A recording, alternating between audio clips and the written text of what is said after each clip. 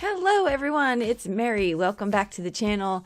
I'm excited to talk to you about how to get more out of your dies. So we're going to talk about that today. I'm going to show you two major ways to think outside the box for your dies, nesting or otherwise.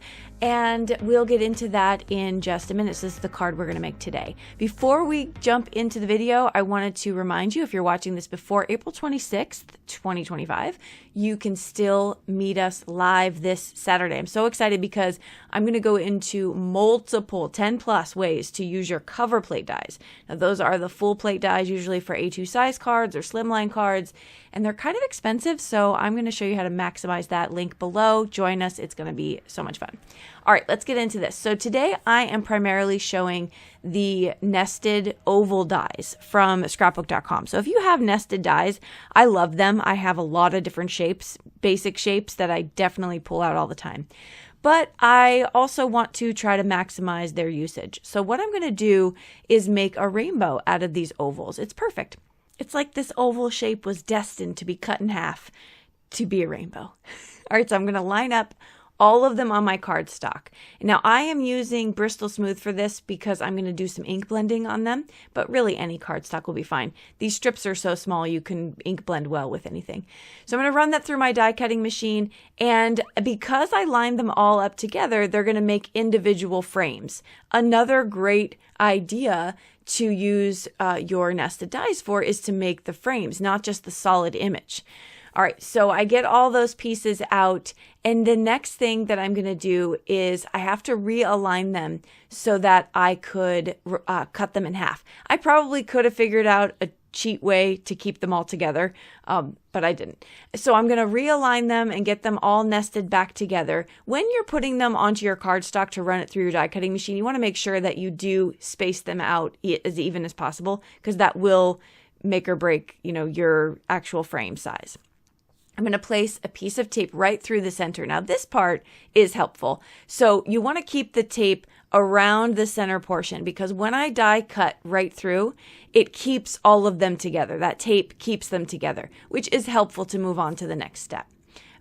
Depending on how you're going to do it. For me, I had to separate them out anyway, but it depends. If you're going to ink blend them all together, that's a helpful tip. Okay, so now I did this two ways. First of all, I'm using my 9x12 sticky mat from Altenew.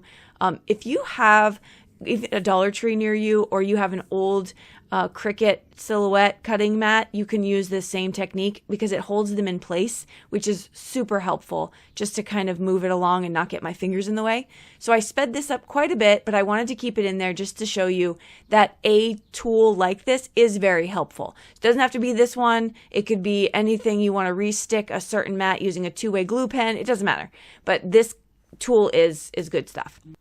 I'm using Distress Oxide inks and ink blending brushes, just in case you're curious, and just the rainbow of colors. Then I'm going to take my little water spritzer here, and I'm going to add a little bit of water just for effect. You can totally leave that part out if you want, but I love that Distress Oxide inks react with water, so it gives sort of a speckled look. It's really cute. So I just went in with a paper towel, and I just dabbed up some of that water. All right, the second way that I did it, I kept them all together, and I just ink blended the rainbow colors. Now I had to use less colors doing it this way, and this is the rainbow I actually used on the finished card for today, but I used less colors and it was a lot faster. So I wanted to keep that in to show you don't have to go individual color by color. You can make it super quick and just add some color to it. So I think I used 4 colors for this one, and the mix brought out the greens, the orange, and a little bit of that purple. So there, we're finished with that. And then I'm going to add some water droplets to this one as well, because it's just fun and I like the way that looks. All right, so we dabbed that up as well. The next part of this is the second thing I wanted to talk to you about, how to use your dies in a different way. I'm sure you've seen this before. It's probably nothing new to a lot of you, but I'm going to use these cloud dies as a stencil as well as the solid die on my card for the clouds. So I'm going to run through my clouds. I wasn't sure what size I wanted to use yet, so I just kind of did both and then tested them out on my final card. However, I am going to use the negative that's left behind as a stencil for my background. I thought I was going to use an already made background I had in my stash, but I decided to just make a new one and keep the background simple so that the rainbow can really be the star of the show. When you're doing this, you want to make sure that you tape off every little bit of extra or cardstock that is kind of empty. You will definitely get a line if you don't do that. So I taped off with some mint tape here, low tack, and I just moved my cloud around. I tried to keep my cloud level in the same direction because I'm not making a cloud background like abstract. I'm actually making a background with like symmetrical clouds. Different sizes, I do shift down to the smaller one here just to add a little bit more interest to the card, but I did keep them as much as I could, all level. All right, so that's done. I'm going to trim it down now from an A2 size to a 4 1/4 by 5, to 4 inches by 5 1/4. So I just cut off a 1/4 inch on each side. And I'm going to do that because I want to mat it later on. Now I'm going to place down my rainbow. Okay, so I used tweezers for this. This was very helpful. It got my fingers out of the way. That was just an extra thing that I used. Again, speeding this up just so you can kind of see the process. This one was giving me a little bit of a hard time. I finally got it. I'm using Barely Art glue, and I love this glue for so many reasons. It's my go-to for sure. But I love the fine tip nozzle that comes with it. I find it extremely useful. In fact, it's probably the best fine tip nozzle that I use for my adhesive. I'm going to place down that last bit right there. Now, my rainbow is not 100% perfect, but you're never going to know that because I'm going to put clouds over it. See? Trickery. This is what we do. Now I'm going to I'm going to heat emboss my sentiment here with some white embossing over black cardstock. I like to use an anti-static powder of some sort so that I can get a nice crisp image. So I'm going to stamp my image twice with Versamark ink using my Stampin' Positioner. And I do that because I find I get way better results with that. Also, if it's the first time you're using a stamp, you might want to stamp it a couple times.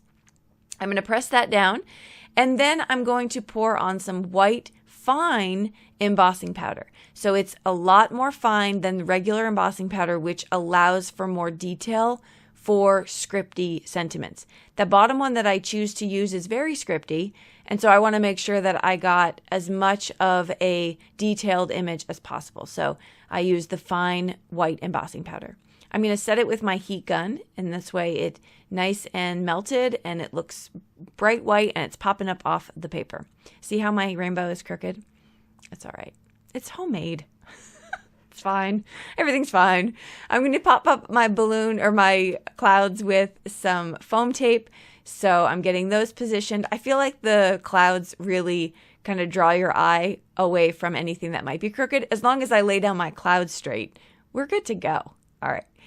Now, the best part, I think, of this card I found was so much fun, and I have not done this technique in so long. I think it's been years since I've used this particular technique, is I'm going to use some pops of color to add some additional elements. First, I'm going to place this down onto my panel with, again, some Barely Art glue, and my panel now is A2 size, and I chose a gray colored just because I thought it was a nice add and something different than just white. I'm going to take the clear glitter pops of color, and I'm going to outline the clouds. Now, that's cute, but the great part here is I'm going to add rain, and I make it look like the rain is coming down at an angle in just strips. I'm not trying to make cute little raindrops because that would just not turn out well. I'm just going to make strips of rain. And this way, it's an encouraging card because after the rain, there'll be a rainbow. And my sentiment says, take it one day at a time. So hopefully that encourages the recipient. All right, that will wrap up this card and hopefully got you thinking how you can use your dies more. We spend money on this stuff and it doesn't have to just sit there. We can get out of the box and think of it in different ways. And that's what we're going to do this Saturday. Now, if you're not watching this before the 26th, hit the button anyway and grab the replay. You'll get all the resources. You'll get to see the live replay. and you'll get all that. Pay what you can too. You can pick your own price for the class. I just want you to join. I want you to maximize your supplies and have a great time with community. I will list everything I used in this video in the description box below, as well as the class details. I hope we see you there. If not, I'll see you in the comments down below or in the next video. Bye-bye.